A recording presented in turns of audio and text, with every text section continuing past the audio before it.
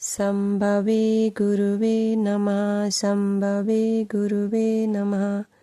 प्रणाम करती हूँ अपने जगत गुरु शिव गुरु माँ भवानी के चरणों में मेरा प्रणाम स्वीकारो। प्रणाम करती हूँ साप दीदी के चरणों में मेरा प्रणाम स्वीकारो। प्रणाम करती हूँ आप सभी गुरु भाई बहनों के चरणों में मेरा प्रणाम स्वीकारो।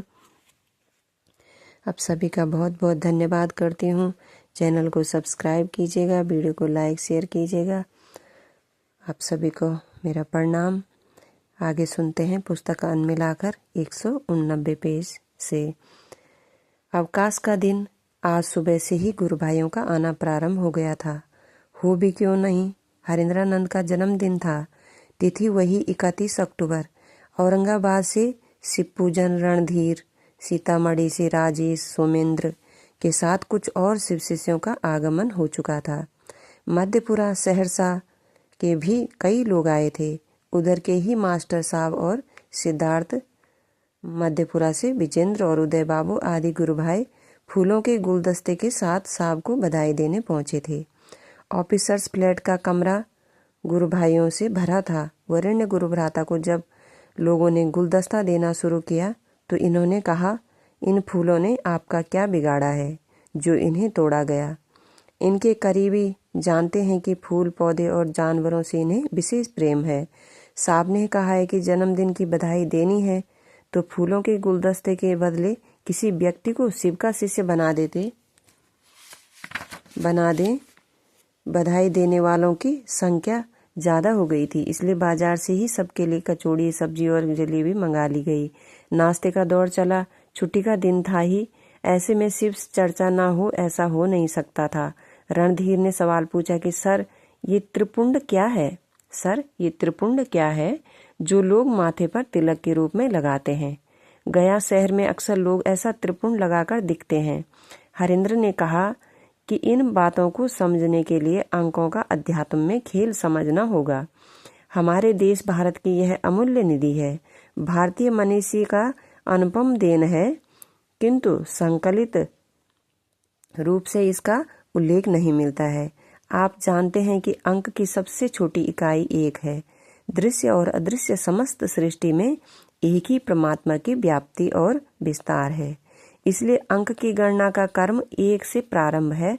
कहा गया है, एकोहम बहुश्याम।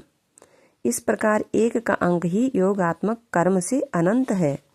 हम लोगों की गणना महासंक पर समाप्त हो जाती है, लेकिन अलौकिक जगत में गणना की शक्ति इससे भी अधिक है। समस्त सृष्टि पंच महाभूतों आकाश, वायु, अग्नि, जल और क्षिति से रचित है।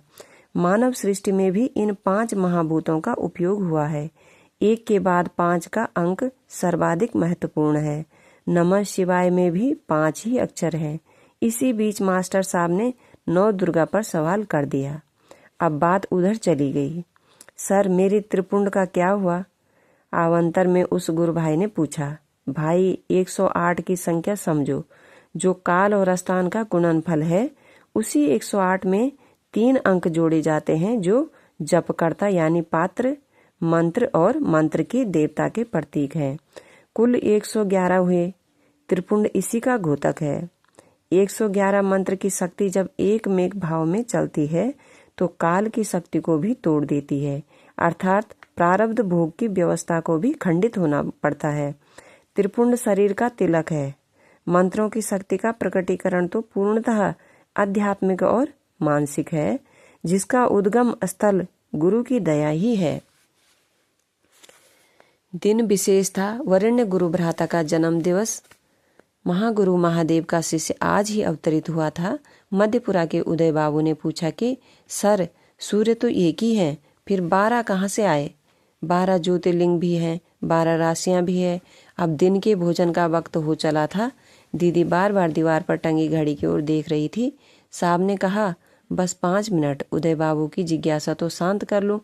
आपने अभी सुना है कि गुरु की दया के अंतर्गत जपकर्ता, साधक अथवा भक्त 108 बार मंत्रों की आवृत्ति के माध्यम से अपने प्रारब्ध जनित कष्टों को न्यून कर देता है। हमारा देश भारत वासुदेव कुटुंबकम की बात करता है। यह सिर्फ कागज या बोली में नहीं है। हमारे ऋषि मुनियों और मंत्र के प्रदाताओं ने ईश्वर से जगत के कल्याण की कामना की है। इसका प्रयोगात्मक स्वरूप देखिए। मंत्रों का 108 बार जप करके एक व्यक्ति गुरुदया से व्यक्तिगत परेशानियों से मुक्त होता है और 12 की संख्या समष्टि और संसार के हित के लिए है। 108 की संख्या को शक्ति के अंक 9 से विभाजित किया गया तो परिणाम आया 12। प्रकृति का संपूर्ण विग्रह 9 अंक की परिधि में है। जो शक्ति है, शक्ति अंक है। 12 राशियां संसार के प्रत्येक व्यक्ति के प्रारब्ध की गणना के माध्यम है। समाज के कल्याणार्थ ये 12 ज्योतिर्लिंग स्थापित हैं, जो व्यष्टि से लेकर समष्टि तक के लिए कल्याण का मार्ग प्रशस्त करते हैं।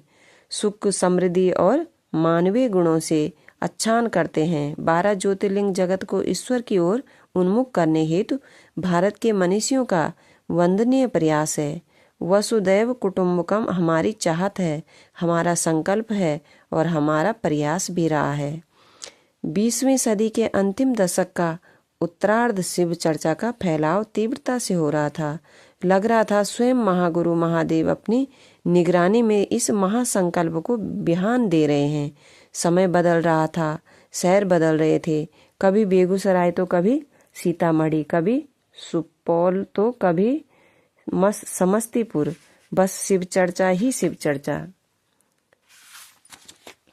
अपने गुरु सहित साहब दीदी के चरणों में मेरा प्रणाम। आप सभी गुरु भाई बहनों के चरणों में मेरा प्रणाम। सभी का बहुत बहुत धन्यवाद। आज के लिए इतना ही, इससे आगे कल सुनेंगे।